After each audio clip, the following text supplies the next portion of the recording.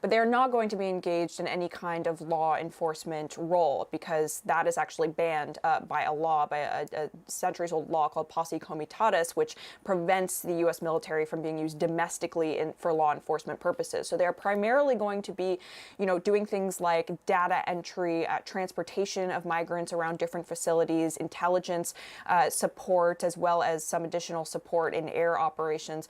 But they're not going to be engaging extensively in the day-to-day with migrants. But still, this is significant because it does make good on President Trump's promise just earlier this week that he is going to augment the presence of the U.S. military at the border. Now, as you said, there are roughly 2,200 active duty troops already at the border, and they are supported by Texas National Guard contingent there. And so what this is going to do is essentially lay the groundwork, we're told, for an even bigger military footprint to be sent in the coming weeks and months to the border.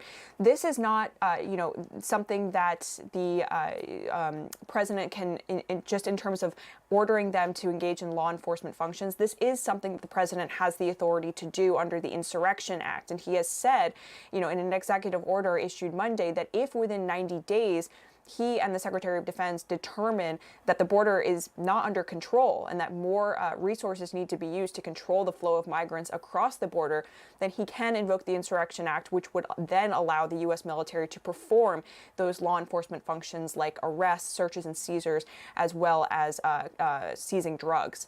And so this is something that we need to watch for. But for now, this is really just President Trump and the Department of Defense making good on their promise to augment, Customs and Border Patrol, as well as DHS more broadly, their resources at the southern border, as they have been stretched thin in recent years with the ongoing flow of migrants across the U.S.-Mexico border, Zane.